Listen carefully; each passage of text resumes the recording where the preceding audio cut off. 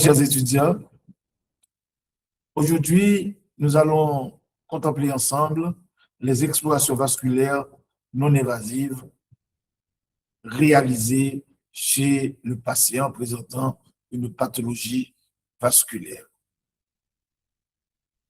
Alors, ces explorations vont nous permettre d'évaluer la circulation artérielle et veineuse sans gestes sanglants ni produits de contraste. Ces explorations sont réalisées au laboratoire vasculaire. Elles reposent sur le Doppler, l'échographie, la plethysmographie, l'angioscanner et l'imagerie par résonance magnétique. Alors, les objectifs consistent à dépister, localiser, apprécier les sténoses, les occlusions, les reflux, les thromboses des principaux territoires, à savoir les membres, les carotides, les artères rénales et digestives. Ce cours présente les principes physiques, les techniques d'exploration, les critères diagnostiques et leurs applications cliniques. Le laboratoire vasculaire, qui n'existe pas en Haïti, doit être situé dans une zone calme, accessible aux patients. Une échographie réalise ces examens. Ces examens sont interprétés par un médecin, idéalement titulaire du titre de médecin agréé en interprétation vasculaire. L'installation du laboratoire vasculaire peut être basique, sophistiquée, dépendamment de la demande clinique. La régularité et l'assurance de qualité doivent être l'objectif de ces laboratoires. Alors, dans des pays sérieux, il existe des commissions intersociétaires d'accréditation pouvant accréditer, je dirais, ces laboratoires. En Haïti, l'état des lieux est un peu inconfortable parce que nous ne disposons pas réellement de laboratoire vasculaire. Alors, on va considérer tout d'abord le Doppler continu, un Doppler pulsé, et on doit ajouter que le Doppler peut être combiné avec une échographie réalisant un duplex. Alors, il faut tout d'abord comprendre l'effet Doppler. L'effet Doppler se réalise par l'émission de signal de flux accessible proportionnel à la vitesse du sang. Et comme les pouls palpables, les signaux Doppler audibles peuvent être qualifiés, peuvent être gradués selon leur intensité et leur caractère phasique. Autant d'éléments conceptuels que nous allons approfondir au fur et à mesure que nous avançons dans le cadre de ce cours. Alors, en général, une sonde de Doppler à onde continue, gamme de 5 à 10 MHz, est utilisée en pratique. Et le plus souvent, cette sonde est utilisée pour des examens non invasifs. Regardons d'abord le Doppler pulsé. Alors, il émet des salves ou des impulsions d'ondes sonores. Alors, une portion précise du flux dans un vaisseau donné peut être sélectionnée sur l'image en mode bidimensionnel et servir d'échantillon de base pour la réalisation du Doppler pulsé. Alors, cette technique permet une mesure plus précise de la fréquence du flux à travers les différents aspects anatomiques du vaisseau. Alors, dans un vaisseau artériel périphérique élastique normal, le signal Doppler est triphasique. Alors, à 3 composantes, un flux antérograde, un flux inversé et un flux diastolique, interrogate tardif. Les flux auxquels nous avons fait référence concernent la systole. Alors, dans certains vaisseaux comme la carotide interne, l'artère cœliaque ou l'artère fémorale commune, il peut y avoir deux composantes. Il peut y avoir que deux composantes. Dans ce cas, on parle de signal biphasique. Avec l'aggravation de la sténose limitant le flux, la morphologie de l'onde Doppler devient plus faible et peut-être monophasique. Alors, regardons ici un signal Doppler triphasique, un signal Doppler biphasique et un signal Doppler monophasique. Ici là encore, un signal normal, une sténose et une occlusion. Alors, pour comprendre ce schéma, il faut comprendre que on a mis ici qui explore les structures en étant placées sous la peau. Il y a les signaux qui sont envoyés et qui sont recueillis au niveau de l'appareil et qui sont projetés sur un écran. Et c'est sur l'écran que vous allez visualiser ces ondes. Le duplex associe l'échographie en temps réel en mode B au Doppler pulsé, comme je l'ai dit tantôt, pour échantillonner la vitesse de flux dans les zones précises de vaisseau donné. Alors, l'angle d'insolation doit être maintenu proche de 60 degrés. Alors, le Doppler converti pulsé peut convertir la vitesse en un motif de flux audible que vous entendez lorsque vous avez réalisé, que vous écoutez lorsque vous avez réalisé le duplex. Alors, on peut aussi visuellement observer un spectre de flux avec le Doppler couleur, vous montrant évidemment un motif de flux en couleur. Alors, ici, regardez avec moi le duplex, l'échographie en mode bidimensionnel combinée au Doppler pulsé, les ondes recueillies au niveau de l'écran, l'image et les ondes recueillies au niveau de l'écran.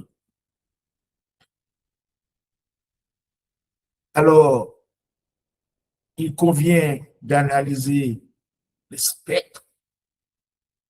Alors, les paramètres duplex utilisés pour évaluer la sévérité d'une sténose vasculaire sont la largeur spectrale de la systole, la vitesse systolique maximale, PSV, et la vitesse télédiastolique.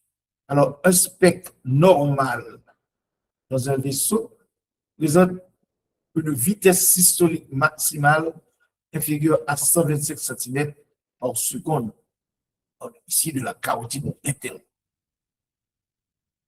Alors, une bande uniforme de fréquence représentant la vitesse pendant la systole et un espace clair ou fenêtre sous la mesure de vitesse.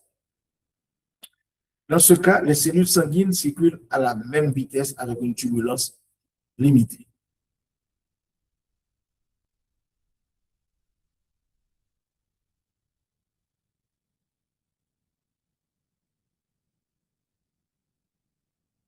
Si vous regardez avec moi plus la fenêtre crâne, les ondes et alors on peut, comme je l'ai dit tantôt, utiliser le mode Doppler en couleur. Le rouge indique le flux se dirigeant vers le transducteur, tandis que le bleu, un flux qui s'en éloigne, les vitesses les plus élevées tendent à se présenter sous une coloration blanche, dans le spectre de couleurs. Ouais.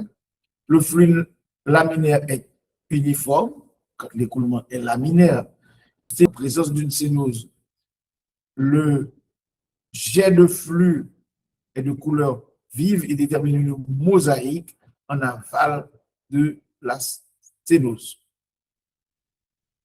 Alors, on utilise aussi le terme Doppler énergie qui désigne une représentation visuelle du flux sans directionnalité. Alors, ici, le Doppler énergie qui ne présente pas de directionnalité. Alors, ici, la coloration rouge du flux se dirigeant vers le transducteur, pas vrai, et les ondes, les spectres qui sont présentés. Ici, vous pouvez regarder, pas vrai, la coloration bleue au niveau du vaisseau, pas vrai, c'est-à-dire que le sang se dirige, s'éloigne du transducteur. Alors, cela va nous permettre de regarder les surcoupes transversales, les surcoupes longitudinales, les artères et les veines. Or, pour une artère, on doit considérer le flot, sa direction, la phase, la résistance. Ouais. Et pour une veine, on doit considérer aussi le flot, après, la phase, après, la direction du flot, et la phase, après, et cette phase est en rapport avec la respiration. On parle de la respirophase. Alors, je vais vous laisser le soin de bien faire le travail. On va essayer de les regarder de manière superficielle. À vous de réaliser les approfondissements. Ici, nous regardons, pas vrai, au niveau d'une artère, pas vrai, le flot, c'est-à-dire, le flux, pas vrai, le flux antérograde, pas vrai, le flux rétrograde, le flux bidirectionnel, l'absence de flux. Ici, nous regardons la phase triphasique, pas vrai, multiphasique si vous voulez, biphasique et monophasique. Et ici, nous avons une certaine résistance au niveau de ces vaisseaux. Alors, ces zones peuvent être analysées plus en profondeur, bah ouais, c'est votre travail, bah ouais.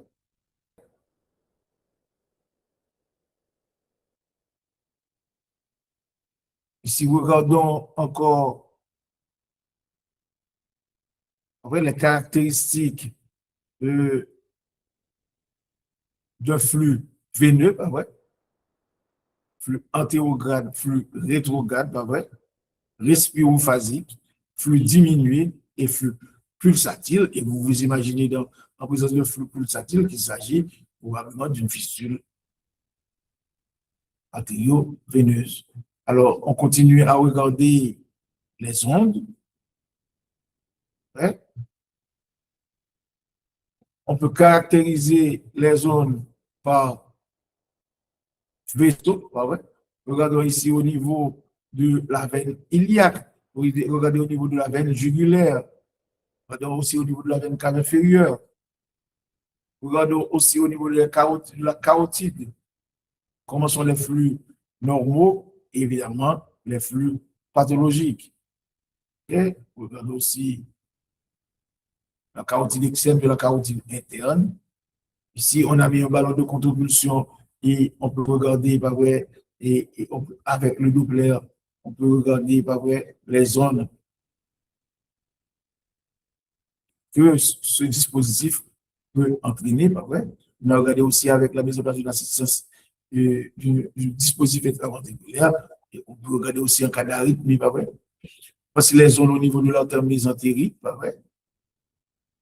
Voici les ondes au niveau de l'artère cœliaque, au niveau des artères rénales, avec leur modification. Si nous sommes en présence d'une sténose rénale, avec augmentation du PS, la vitesse maximale.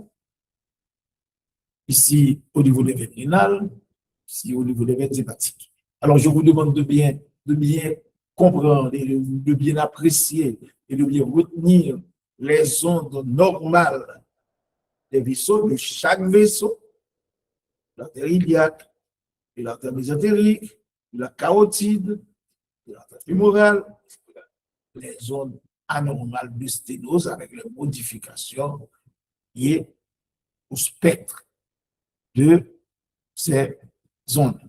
Alors, c'est ce qui va vous permettre de pouvoir poser les diagnostics à l'écho-Doppler. Alors, il existe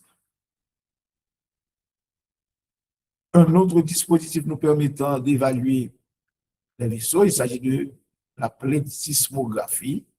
La plethysmographie AR ou de photopléthysmographie et une plethysmographie AR, APG et PPG. Alors, on utilise un brassard de pression artérielle gonflé pour optimiser le contact avec la jambe. On met un transducteur et un instrument d'enregistrement. Alors, quand il s'agit de photopléthysmographie, la sonde émet une lumière infrarouge dans les couches superficielles de la peau pour détecter. Et un détecteur photoélectrique mesure la lumière réfléchie. La quantité de lumière absorbée dépend du volume sanguin. Alors, cette plethysmographie nous permet de regarder les variations de volume. Ouais. Et après le gonflage, et ces variations correspondent à des degrés différents de flux sanguin dans le segment du membre examiné. Alors, on peut utiliser aussi le tapis roulant pour évaluer et réaliser des examens au niveau des membres inférieurs et immédiatement après l'effort. On peut utiliser l'oxymétrie transcutanée aussi pour nous permettre de mesurer la tension en oxygène. Alors, on peut utiliser des brassards de pression artérielle variés, y compris des brassards en miniature pour les pressions digitales aux doigts et aux orteils. Alors, on parle de mesure de la pression artérielle segmentaire. Alors, l'évaluation de l'artériopathie oblitérante des membres nécessite la mesure de l'indice de pression systolique, index bras-cheville, qui fournit des informations utiles sur la perfusion des membres inférieurs. Il va compléter efficacement l'examen physique de base. C'est un test qui est réalisé avec une sonde Doppler et un brassard. Okay. Ce brassard permet de mesurer la pression au niveau de la cheville et la pression au niveau du et d'établir la différence. La mesure de l'IPS peut être interprétée comme suit. Entre 1 et 2, c'est la calcinose médiane, c'est-à-dire les deviennent calcifiées et incompressibles. 0,95 à 1,2 normal, 0,5 à 0,95 communication, 0,2 à 0,5 de repos et 0 à 0,2 perte tissulaire ou gangrène. Alors voilà comment on peut mesurer et calculer l'index de pression systolique en se faisant aider évidemment d'un Doppler. On peut mesurer aussi en cas de calcinose médiale et des IPS incompressibles les pressions au niveau des orteils.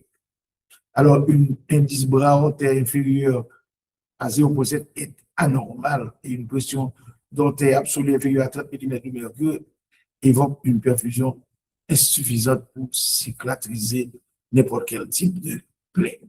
On peut aussi mesurer enregistrer le volume du pouls. C'est ce qu'on appelle PRV. C'est une forme d'APG, de plethysmographie, qu'on a utilisée pour enregistrer le volume du pouls, encore appelé. Et voilà comment on fait cet enregistrement. Nous pouvons nous donner des zones normales, une situation normale et des sténoses légères et des sténoses modérées réalisées à partir de l'enregistrement des volumes au niveau du membre inférieur. Alors, on peut mesurer aussi la pression segmentaire réalisée à plusieurs niveaux. Alors, il existe des critères de cicatrisation des lésions ischémiques. Ce tableau doit être utilisé en pratique courante pour pouvoir établir le pronostic de la cicatrisation des plaies, des lésions ischémiques. Alors, les artères rénales peuvent être aussi évaluées pour une sténose au laboratoire vasculaire non évasif par échographie duplex.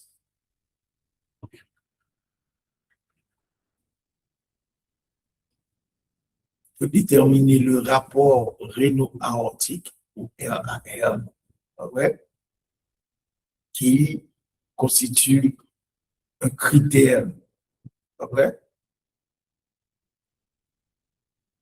pouvant être utilisé dans un cadre de diagnostic et pronostic. Ouais. Les critères généraux d'une sténose supérieure à 60% de l'artère rénale sont un rapport réno-aortique supérieur à 3,5 combiné à un PVS supérieur à 200 cm par seconde. Alors, on peut trouver une dysplasie fibromusculaire, surtout chez la femme, qui affecte les artères du cou et aussi les artères rénales. La maladie occlusive mésentérique est rencontrée très souvent en chirurgie générale, en chirurgie abdominale. Alors, la maladie occlusive de l'artère mésentérique touche l'artère mésentérique supérieure, les vaisseaux ciliaques et les vaisseaux ciliaques. Ces éléments peuvent être évalués par l'échographie duplex, permettant d'établir le diagnostic. Généralement, l'artère mésentérique peut être obstruée par des caillots, peut être atteinte d'une artérosclérose, et l'échographie duplex nous permet de faire le diagnostic. Au niveau des membres supérieurs, il faut explorer les patients présentant un syndrome de Raynaud, c'est-à-dire un vasospasme transitoire intense des vaisseaux digitaux. Le PPG peut être normal.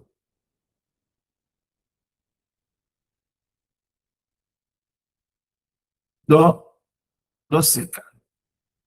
Alors, il faut avoir en tête que dans l'insuffisance rénale sévère chez les diabétiques anciens, il peut se produire une calcification et une obstruction des artères distales, ainsi qu'une diminution des pressions digitales et des zones PPG amorties entre les doigts.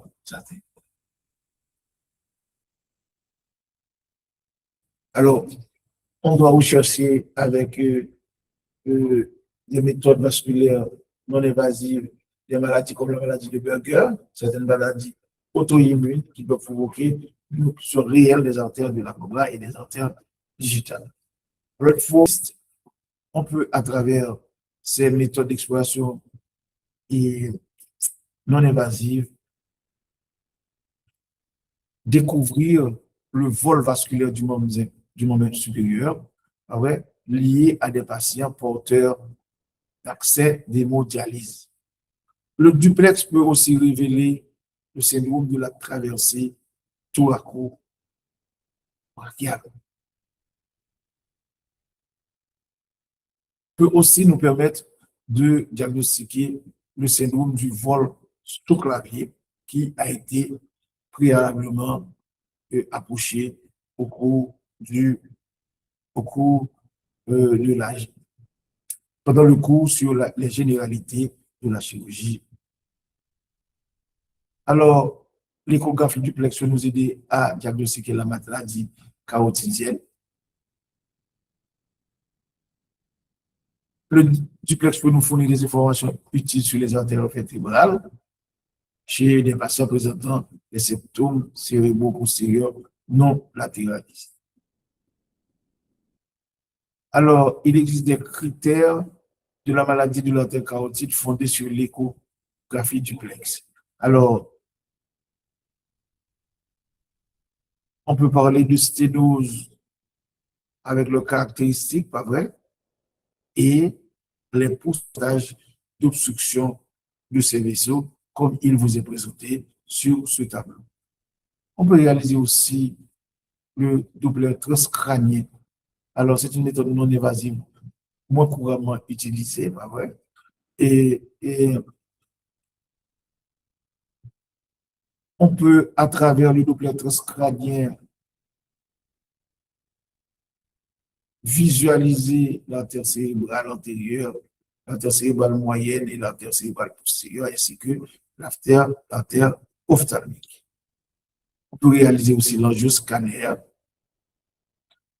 On peut réaliser l'imagerie par résonance magnétique, autant d'éléments beaucoup plus compliqués, une technologie beaucoup plus avancée nous permettant de mieux apprécier les caractéristiques des vaisseaux, les caractéristiques pathologiques des vaisseaux. La maladie veineuse peut être aussi évaluée par des méthodes non invasives. Alors, l'insuffisance veineuse et le reflux peut être mesuré physiologiquement par la plétismographie AR. L'échographie duplex peut aussi apporter son aide dans le diagnostic du reflux veineux. On peut utiliser l'échographie duplex aussi pour l'examen en cas de suspicion de thrombose veineuse profonde. Le test de compression est réalisé et le test de compression est réalisé le plus souvent en coupe transversale. L'incompressibilité de la veine est le principal signe de thrombose. Alors, les veines centrales présentent des spécificités. Les veines iliaques et sous-clavières sont difficiles à évaluer directement par le duplex et les manœuvres de compression. Alors, il existe des paramètres indirects comme l'absence de dilatation normale de la veine fémorale lors de la manœuvre de Valsalva, l'absence de variation respiratoire du flux appelé encore caractère phasique.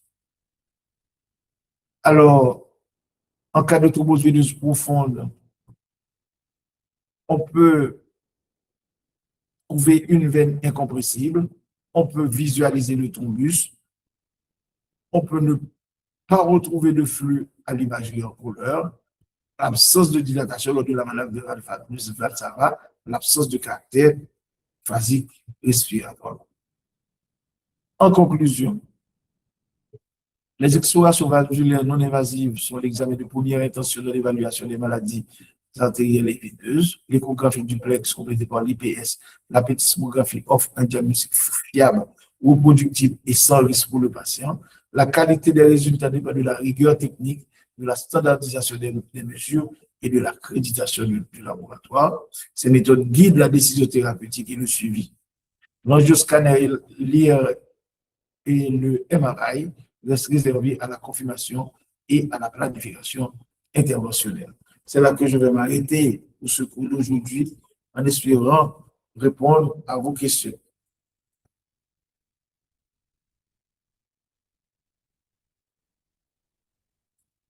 On va faire le sous l'autre là.